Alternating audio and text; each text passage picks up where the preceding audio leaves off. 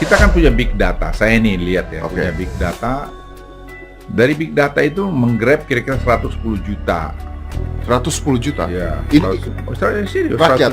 Iya, 110 juta macam-macam Facebook segala macam. Ah, Kadang orang main Twitter tuh kan kira-kira 10 juta lah. ya. Sekarang lagi gini-gini katanya ngapain ini, kita coba tangkap dari publik, dari tadi itu, dari Suara ya.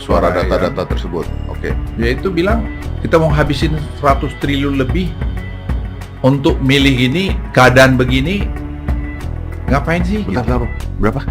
110 triliun atau berapa triliun? Untuk pemilihan Ya, pemilihan presiden dengan pilkada. Kita bisa memperdebatkan metodologi survei, metodologi quick count, karena itu adalah satu metodologi yang dianggap ilmiah. Tetapi yang menjadi masalah adalah para pelaksananya. Pelaksana survei dan pelaksana quick count itulah yang bermasalah, karena sejak awal mereka tidak terbuka. Fadlizon tantang Luhut buka data. Tahun 2019 aja tidak mau buka data, ditulis oleh X Hardy dari suwar.com. Sebelum kita lanjut, jangan lupa subscribe dan nyalakan loncengnya agar Anda menjadi yang pertama mendapatkan informasi dari jurnal terupdate.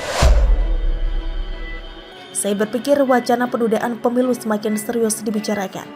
Awalnya hanya sekedar wacana, tapi makin kesini terlihat makin serius. Apalagi Luhut yang dalam beberapa kesempatan terus mengungkit soal ini. Terbaru Luhut mengatakan bahwa pihaknya memiliki big data yang isinya merekam aspirasi publik di media sosial soal pemilu 2024. Karena begini, kita kan punya big data. Saya ingin lihat, kita punya big data. Dari big data itu kira-kira ngegrab 110 juta. Iya, 110 juta, macam-macam, Facebook, segala macam-macam. Karena orang-orang main Twitter, kira-kira orang 110 juta lah, kata Luhut di YouTube Deddy Corbuzier.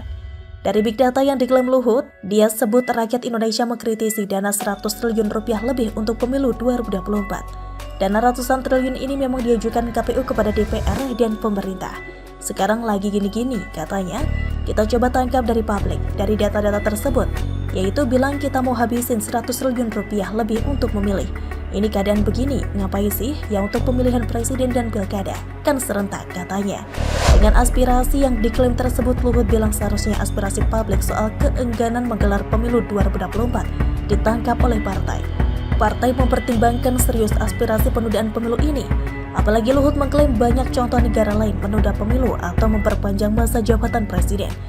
Tapi ada yang menarik, kalau Luhut bicara soal big yang didapat dari media sosial, maka lembaga survei menunjukkan sebaliknya.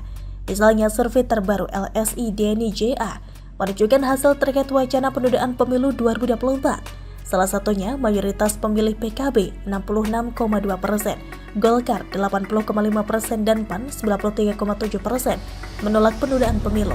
PKB, Golkar dan PAN adalah tiga partai yang mendukung ditundanya pemilu.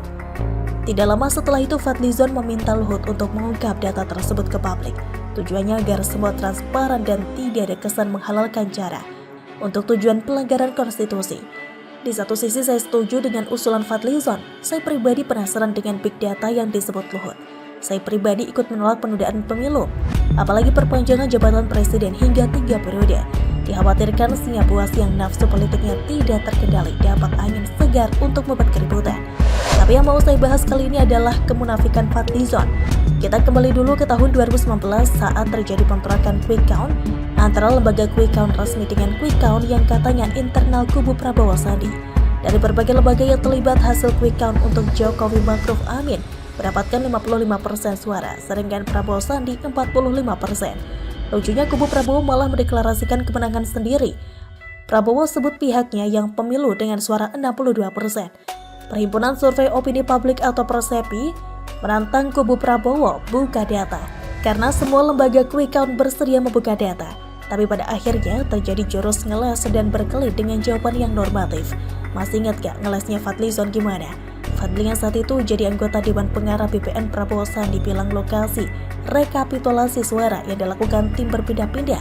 Alasannya ingin menjaga keamanan tempat rekapitulasi. Dia tidak ingin mempublikasikan lokasi penghitungan real count lantaran khawatir peretasan sistem. Katanya pihaknya akan membuka proses rekapitulasi suara pada waktu yang tepat. Saya kira itu akan menjadi salah satu konsideran kita, karena kita sangat yakin bahwa Prabowo Sandi menang, katanya. Nyatanya semua itu cuma lawakan untuk menghibur diri mereka yang pastinya shock, kalut, stres, tidak sanggup menerima kenyataan karena kalah lagi kedua kalinya.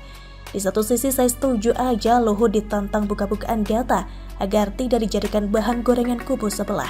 Penundaan pemilu adalah wacana super besar yang melibatkan perubahan konstitusi secara mendasar. Ini bukan isu kaleng-kaleng kalau kubu pemerintah tetap diam tidak merespon. Takutnya ini dianggap sebagai sebuah intrik yang mengundang kecurigaan. Tapi di sisi lain, Fadlizon harusnya ngajak. Suruh Luhut minta data, tapi dia sendiri saat diminta buka data quick count internal pemilu 2019, ngelesnya ngalah-ngalahin emak-emak tukang merebat. Bagaimana menurut Anda? Ya, saya menduga juga Riza Ramli di sini lagi cari makan lah. Karena apa? Ocehan Bapak itu seperti orderan orang. Pokoknya apa, Bapak tuh pegel aja. Yang Bapak sampaikan tuh semua jelek aja. Seperti Bapak yang paling hebat. Ada lagi sekarang sejenis Bapak ya. Bapak ini saya sudah anggap apa? Seperti gerombolan FPI. Kan Eropa itu hancur. Eropa itu mungkin mengharap nanti presiden setelah 2002 pengganti Jokowi, dia ingin mencoba merayu lagi supaya bisa mengirim barang-barang mentah ini seperti nikel semuanya. Rizal Ramli kumat lagi dan kecurigaan Habib Kribo, ditulis oleh X Hardi dari Swar.com. Sebelum kita lanjut, jangan lupa subscribe dan nyalakan loncengnya agar Anda menjadi yang pertama mendapatkan informasi dari jurnal terupdate. Ada apa dengan Rizal Ramli?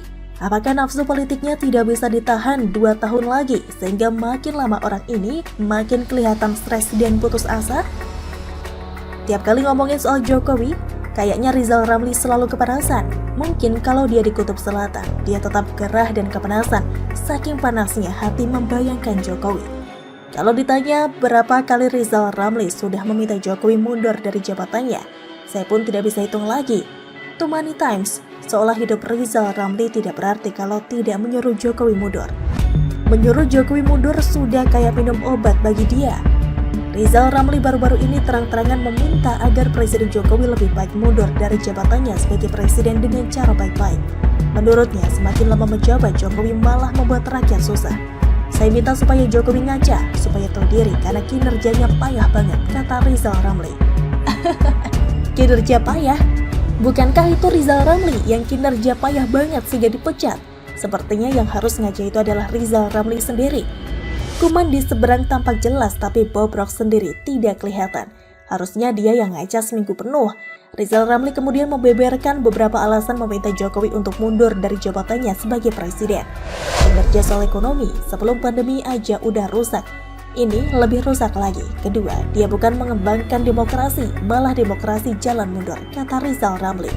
Demokrasi jauh mengalami kemunduran di era Jokowi. Beberapa cirinya adalah kembalinya perilaku KKN dan otoritarianisme di lingkungan kekuasaan. Yang ketiga, dia gagal untuk melawan korupsi. Faktanya dia bikin lemah KPK. Orang-orang hukumannya pun makin rendah, dapat diskon semua. Yang keempat itu gagal meningkatkan kesejahteraan rakyat. Yang terakhir gagal memberangkatkan rakyat naik haji, katanya. Intinya Rizal Ramli menginginkan agar Jokowi lebih baik mundur baik-baik dari jabatannya sebagai presiden. Nah, saya minta Mas Jokowi, makin lama Mas Jokowi di sana, beban rakyat biasa dan warisan buat siapapun nanti, ini akan kompleks karena meninggalkan beban yang luar biasa. Jadi lebih baik mundur diri, bye-bye kok. Kita akan terima kasih, katanya lagi. Saya jadi kepikiran, Rizal Ramli terus gigih meminta Jokowi mundur, mungkin karena ada teman. Jadi di masa mendatang ketika dia disindir pernah dipecat Jokowi, maka dia bisa bilang dia yang turunkan Jokowi. Biar imbang dan bisa lampiaskan sakit hati. Kalau menurut Habib Kribo, diduga ada kaitannya kepentingan asing. Saya juga menduga ini kupunya Rizal Ramli semua. Ada yang mau cari makan ini, ada yang ngoceh-ngoceh. Saya menduga ada yang dapat duit juga dari luar. Emang dana dari luar kan gede-gedean masuk, kata Habib Kribo. Dan ini diperuntukkan untuk mengganggu Presiden Jokowi lantaran kepentingan pihak luar terusik, salah satunya Eropa. Jadi, Habib Kribo curiga Rizal Ramli dibiayai oleh Eropa untuk mengganggu Presiden Jokowi lantaran mereka berharap bisa kembali mendapatkan nikel jika Jokowi diganti dengan presiden lainnya.